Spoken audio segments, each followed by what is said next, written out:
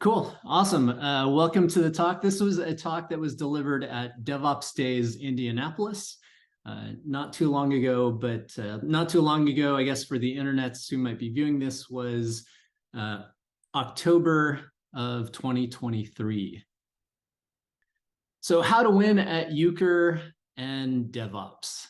The first thing that you need to know about winning at Euchre is how to actually say it. So that is how it's pronounced, at least in the Midwest of the United States, Euchre.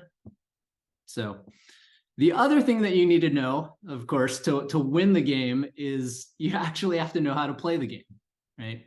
So in person, when I give the talk, I usually ask how many people know how to play Euchre. When you're presenting a talk like this in Indianapolis, it's basically everybody, because if Indiana had a state card game, it would be Euchre, or at least an official state card game. It's actually a popular game throughout a lot of the Midwest, so most of Indiana, some of Ohio, some of Michigan, some of Illinois, but really centralized around Indiana. And people there grow up knowing how to play this game. But if you're like me and you didn't grow up there, or again, if you're random people on the internet who are watching this, you probably don't know how to play Euchre, or maybe you do, maybe you were searching for it and it came up in a YouTube hit. But let's review the rules because you will need to know those if you're going to play. The first rule is that the game is composed of 4 players. Those players are paired up into 2 teams. So pretty simple there. But it is used with a subset card deck, right? So it only uses the ace through the 9. And then with those subset of cards, they're dealt out. So everybody gets 5 cards during a round. And then with each of those turns, basically the remaining card is flipped over and it's there to declare what's called the trump suit. This is the highest value suit. Fun fact is that trump here actually comes from an Italian game called Trionfi, meaning triumph. That card deck actually had 4 regular suits and a 5th dedicated trump suit. So typically the cards we play with have hearts and spades and clubs and diamonds. This Italian game had 1 extra symbol, and that was the Trionfi. After the cards are dealt and a trump suit is declared, or there's an opportunity to declare the trump suit, then play goes around the table. Basically, whoever has the highest value card, and again, the trump card or the trump suit is the highest value, they end up winning that turn. Whoever wins the most tricks during that turn wins points for the round, and then whichever team wins 10 points first, they win the game. Now, understand that just reading these rules is very, very confusing. So I'm going to confuse you a little bit more. Turns out that the name and pronouncing that is not the weirdest part of the game. The weirdest part is the trump suit. So normally you would do cards in order of value, right? Ace is the highest, 9 is the lowest, except for in the case of the trump suit. So we'll go through this. If trump were declared as the clubs, then it turns out that the jack of clubs becomes the highest value card. And then the fun, confusing part is that the jack of the corresponding suit for the corresponding color becomes the second highest. So if clubs is our trump suit, the jack of spade now becomes our second highest card, and it is considered a club. And then the rest of the cards flow down from there. Ace, king, queen. Again, jacks are the highest, so we skip that and we go 10 and 9. Also worth noting that the jack of clubs is known as the right bower. The jack of spades is known as the left bower, in case you hear those terms. It gets even more confusing with the number of tricks that you take corresponds to the number of points that you can win. Generally, you can ignore most of this and just focus on if you win 3 or 4 tricks, your team gets 1 point. If you win 5, you get 2 points. And that's if you are the team that declares the trump suit. If you are the team that does not, known as the defenders, if you win 3 or more, you get 2 points. And again, if you're confused by this, it's totally okay. I was very confused the first time I heard about it. Again, as someone that was not born in Indiana. That said, who am I? I was not born in Indiana, but I did live there for a significant amount of time. Ended up going to university at Purdue because when you're a smart Asian kid, good at math and science, everyone tells you you should be an engineer. And I loved space, so I thought I'd be an aerospace engineer. Bunch of other useless information about me on this, but worth pointing out that I don't really do social media anymore. You can find me on LinkedIn. But if you're really into the whole social media thing, go ahead and follow my dog because she posts her adventures there. But let's get back to the interesting part, right? Let's play a sample round.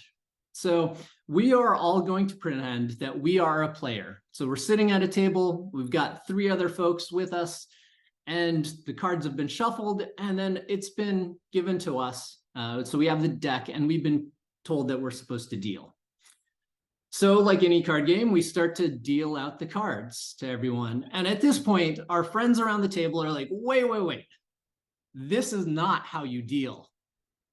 And as someone who may not know how to play euchre, we're like, this is how I've always dealt. But it turns out that they explained to you, for euchre, you actually deal in sets of cards. Technically, 1 card at a time is technically okay. But traditionally, the way that it's done is you deal 3 cards first to everyone, followed by 2 cards. If you're really silly, you can do something like 2 cards and 2 cards and 1 card. Really, the only rule around dealing is you cannot do all 5 cards at once.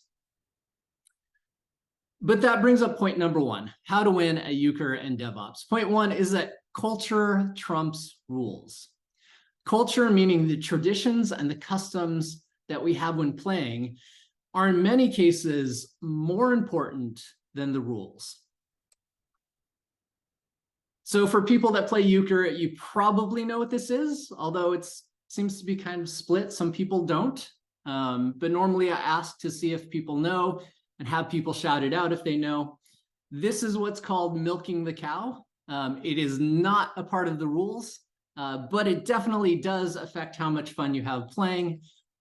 The interesting thing about this, though, is milking the cow, because it's not part of the rules, can be confusing for some people. So in this case, I found this image on a Board Game Geek post that this guy Boris had posted a while back, and his post got deleted, right? The moderators of this online forum noted, as you can see in this screenshot, that the image was irrelevant to the subject, or it was submitted for the wrong game.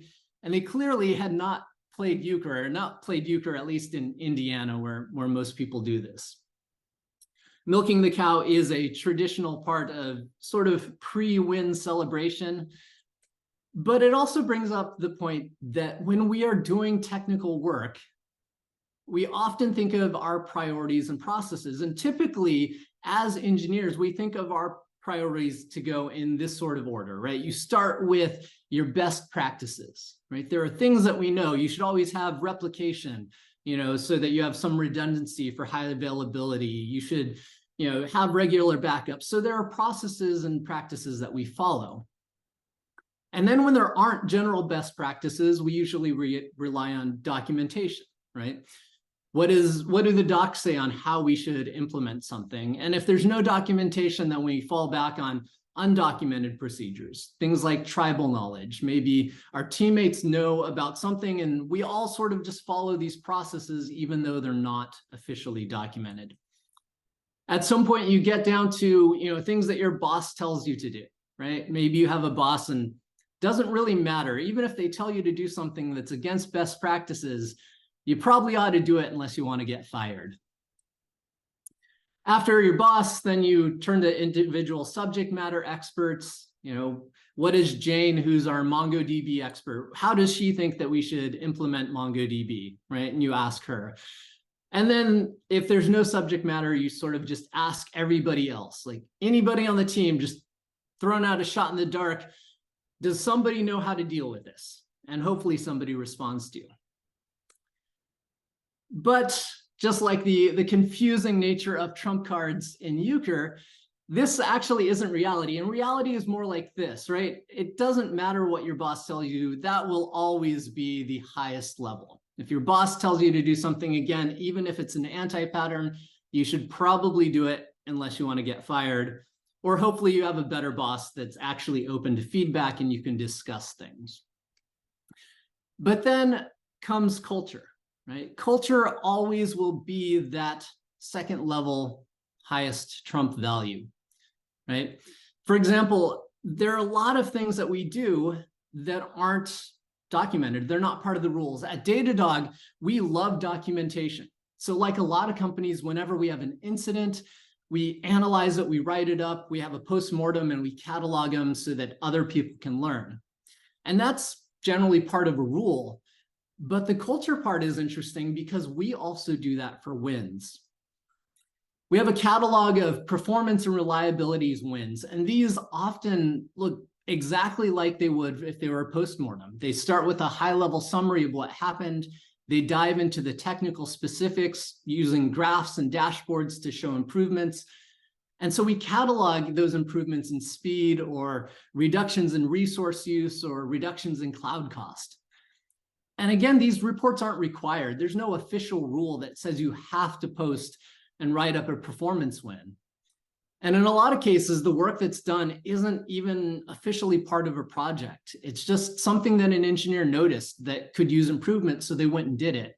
And then they cataloged it so everybody else can learn from it.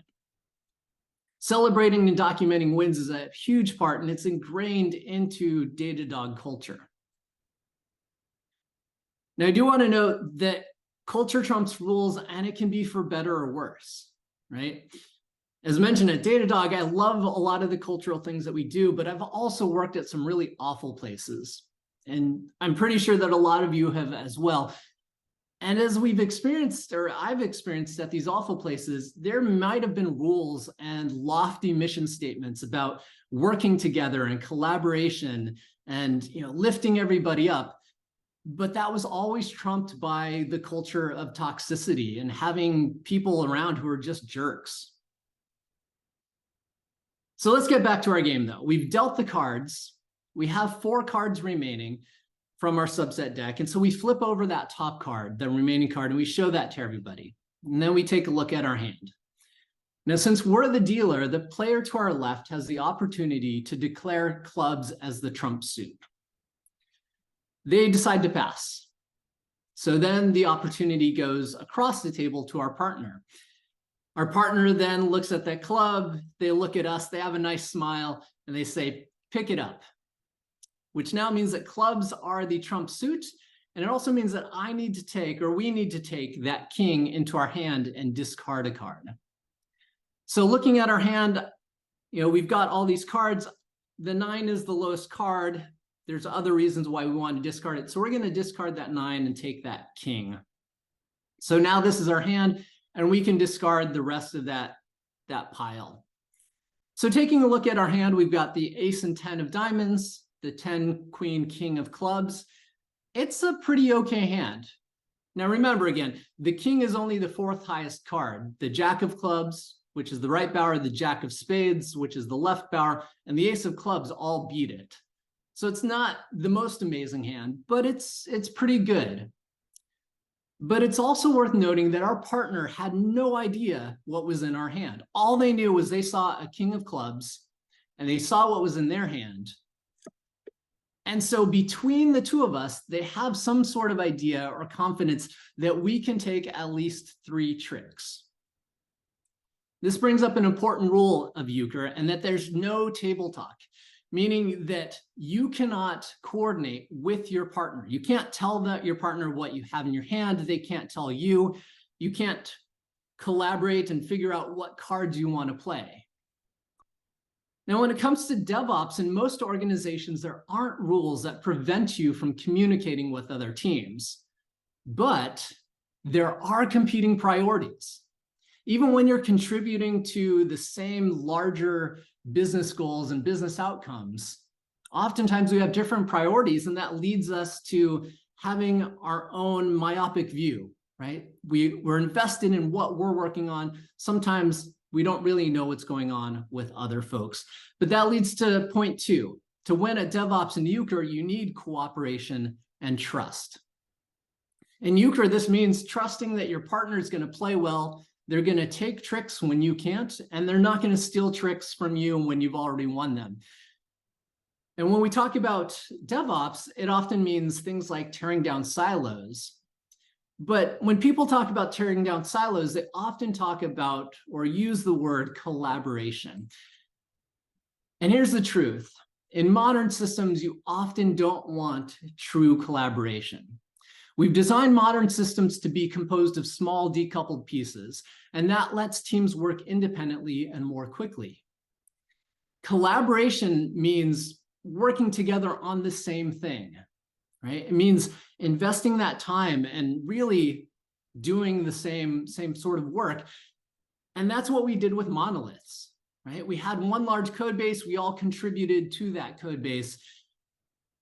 Sometimes that might be what we want when we have multiple teams, to have them come together and build an app, but usually what we want is for service teams to be independent. And rather than to officially or formally collaborate, to actually just support each other, to actually have more cooperation.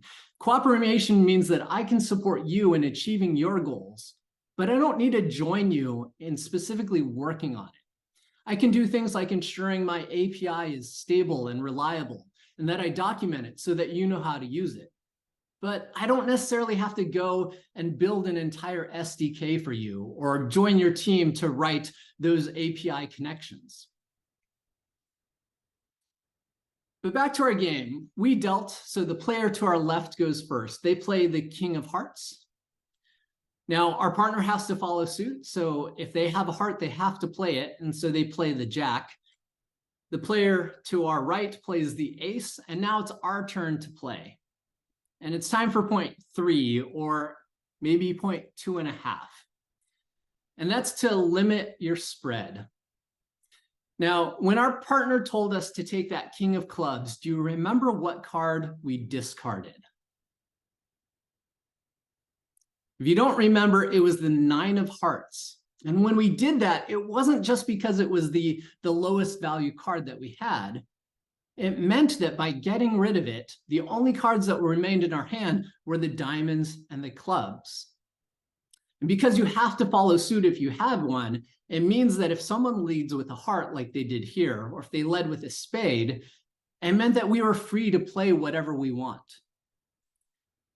As we think about DevOps, remember that DevOps isn't one person or even one team doing both dev and ops. It's hard to be effective if you have a lot of generalists. Now, I know that's what a lot of companies want, right? It makes running a business a whole lot easier if all your employees know everything and they can all just be interchangeable. But you can't build a lot of cool stuff with all of the same pieces, right? If I gave you a Lego set and you just had regular bricks, you could probably build something okay, but all of those cool Lego sets out there have really special pieces. So when it comes to what we do, if we limit our spread, it allows us to do things like investing in domain knowledge, to become subject matter experts, to dive deep into a specific expertise and build that expertise. But as we do that, it means that we need to rely more on that cooperation and trust, right? We need to trust that other people will also invest in themselves and build that expertise and can cover the areas that we can't. So in this case, because our partner had that Jack, we're not going to be able to win this trick if we had a heart. But since we didn't have a heart, we're now free to play whatever we want. And we can play a trump card. We can throw in that 10 of clubs. And as a trump card, it is higher value than all of the rest of these cards. And we can take this trick. So we've taken the trick. It's now 1-0. So as we've won the trick, it's now our turn to lead off. So this is a very controversial play, but we're going to play the Queen of Clubs. Everybody has to follow suit. So everyone's here is going to play a trump card. Player to our left plays the 9. Player across from us plays the Jack. This is, again, the right bower. It's the highest value card. and then we'll pull the ace from the player to our right. So our partner was able to take this trick. That means it's 2 points to 0. Now, since our partner took the trick, they're going to lead off. Looks like they had the other bower, so they're going to lead with the jack of spades. Remember, again, this is considered a club and the second highest value card. The player to our right plays the 9 of diamonds. We have to follow suit, so we're going to play the king. And the player to our left plays the jack of diamonds. So now we have 3 tricks, right? So we'll at least get 1 point for this particular hand. Since our partner took it, they're going to lead off again, and they're going to play the ace of spades. So remember that our opponents didn't follow suit last time, and they didn't play any trump cards. So it probably means that they don't have any trump cards left. Player to our right has a spade, so they play the king. We don't, so we're going to throw in the 10. That's the lowest value card that we have. And the player to our left plays the 10. So it means that our partner took this trick, which puts us at 4 tricks to 0. And then for the last card, our partner leads with the Queen of Hearts. So congrats, we've taken all 5 tricks. We get 2 points. Now, some of you are wondering, wait, how do you know? We haven't finished this turn yet. How do we actually know this? And that leads us to point 3 of how to win at Euchre and how to win at DevOps, and that's to monitor everything. Now, I know a lot of you are like, yeah, of course you said monitoring. You work at Datadog, you shill. Just kidding here. I'm not actually talking about Datadog. Datadog's great if you need monitoring and observability, but actually what I mean is keeping tabs on what other teams are doing.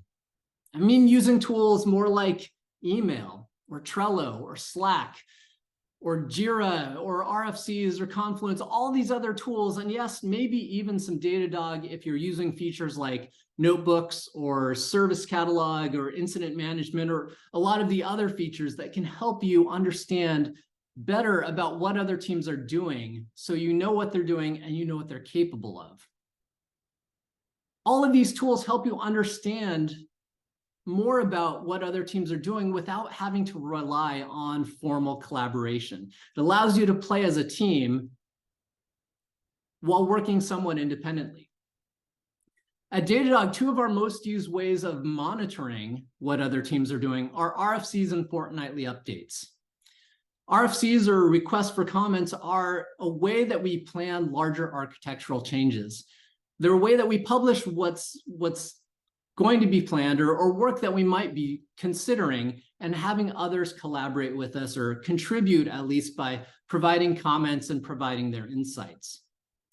Fortnightly updates are emails that we send every 2 weeks, where you can get updates about what other teams have done and what they plan to do next.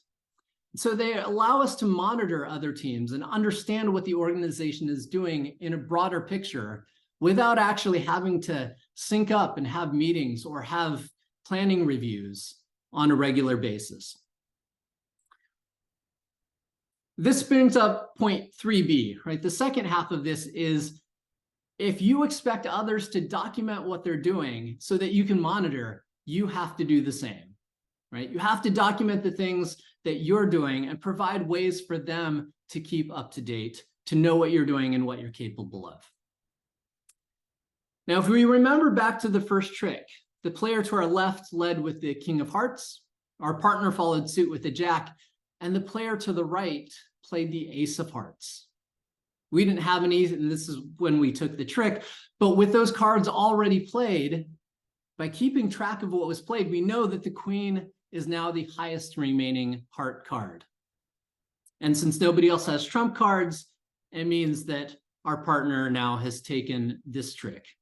So that's 5 tricks. According to the scoring, it means that we have 2 points.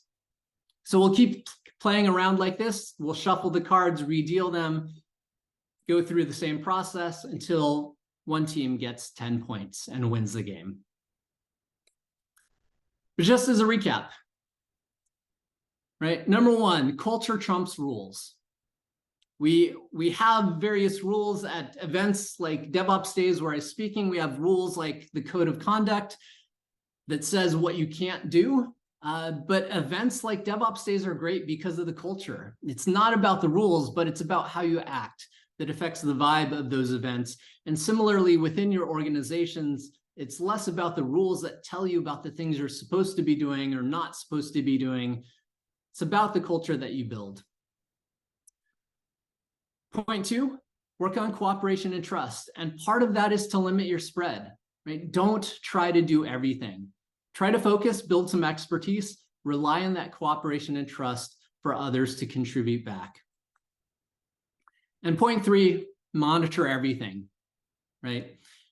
Try to keep track of what others are doing, even if just lightly, so that you know where they can step in and help you out, or you can see opportunities for yourself to also help out, and where you can start to cooperate on an informal level to help each other achieve your larger business goals. Oh yeah, and since I gave this at in Indiana, point 4, IU sucks, spoiler up. If you have questions and you're watching the video, feel free to post a comment, and if I see that, I will reply back. Thanks a lot.